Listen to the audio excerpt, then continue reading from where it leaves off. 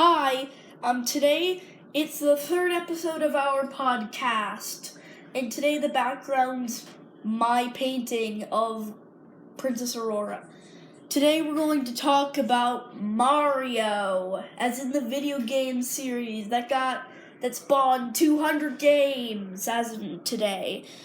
So first we're going to talk about Mario's face. It was a Nintendo DS tech demo that was developed and shown at E3 2004 to display the capabilities of the Nintendo DS back when it was about to be released. The players could select Mario or Wario and then use a stylus on the touchscreen, grab parts of Mario or Wario's faces, and then pull and stretch them, similar to the Super Mario 64 title screen, and to a lesser degree, the Mario Party facelift mini-games. This feature was also put on Super Mario 64 DS, the remake, albeit in a far simpler form. This particular demo has not been shown since E3 2004, and it hasn't been dumped online, but there's a clip, a video on YouTube available of it in action. Next, we're going to look at a spin-off anime and a manga. It's called Super Mario Bros. The Great Mission to Rescue Princess Peach. It was released in 1986, and it's a rare anime that was only released in Japan, but I believe there's a dub available. It was produced by Nippon TV and Group of Productions in order to promote video games for Super Mario Bros. The Lost Levels. And if you didn't know, that's a video game that was released in 1986.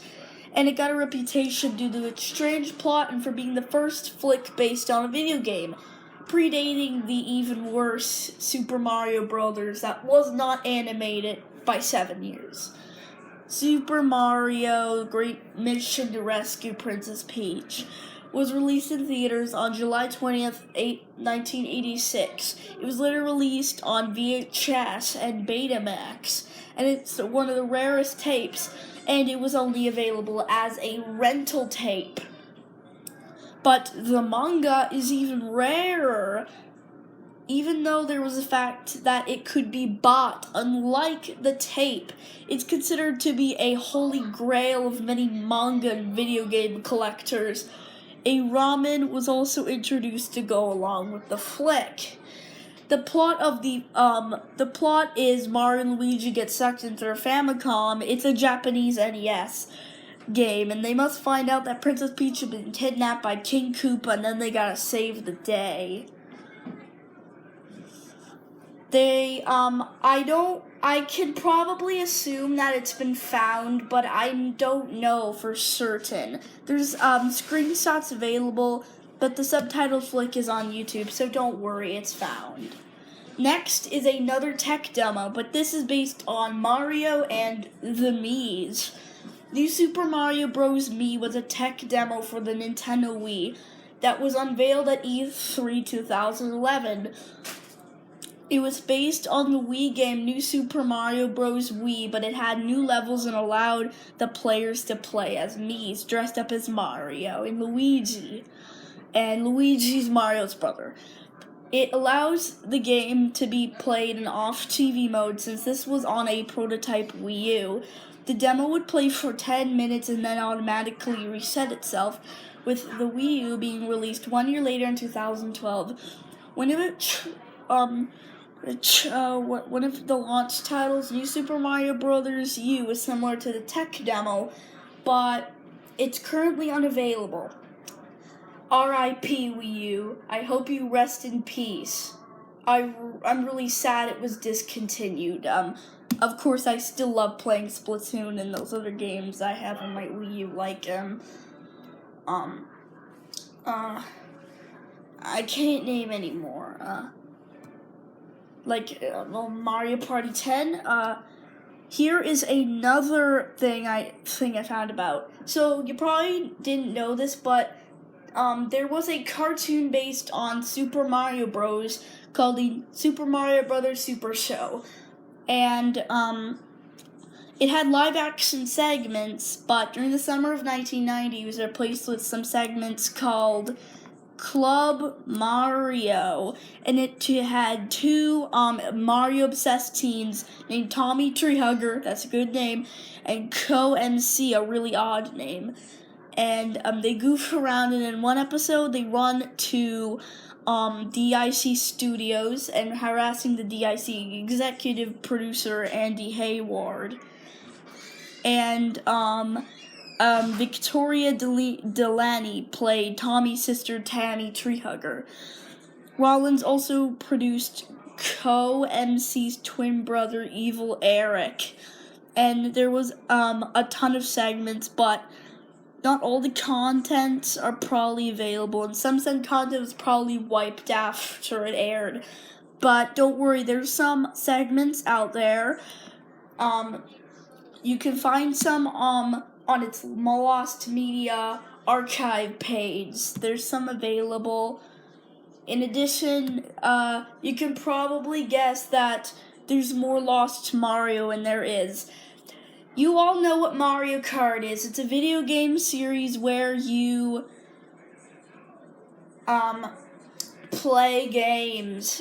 You race. You race. I have Super Mario Kart on Virtual Console and Mario Kart 7. So this is a tech demo called Mario Kart XXL. It was a Game Boy Advance game being developed by the Daenerys Entertainment Software, and it was intended to show how the Game Boy Advance is compatible of using multiple layers in Mode 7, the tech used for rotating and scaling rendered backgrounds in various Super Nintendo Game Boy Advance games, including Super Mario Kart F-Zero and many others. There is no copyright info on the game, and there's 4 minutes of gameplay available, and it's the only footage of the gameplay in existence. And it had a demo and play mode, and there's not a lot to say because it's lost. It's kind of found media, but we'll have to create our emulators. Maybe you could make your own emulators. I don't know. There is again more lost media about Mario. Oh, this is a good one. This is Super Mario Bros. 3 episode teasers.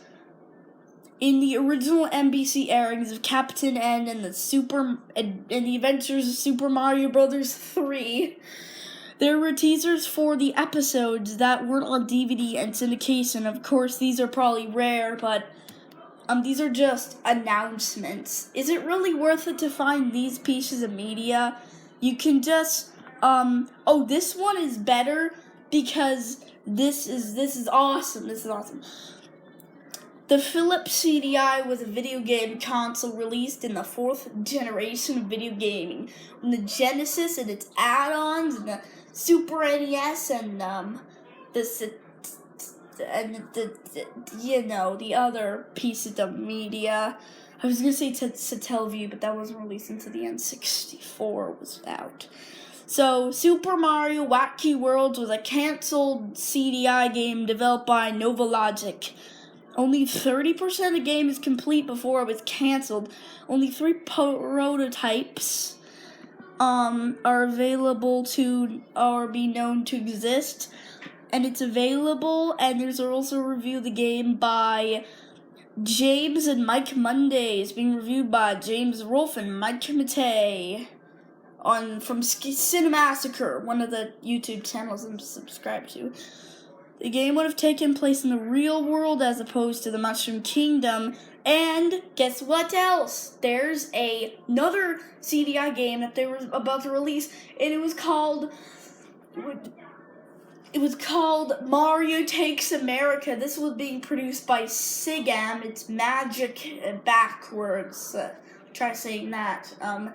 And it would have used full motion video, and Mario would have been animated in live action background, like in the animated series I mentioned earlier, and it would be so exciting to have that game, but unfortunately the memory was maxed out. Sigum cut funding.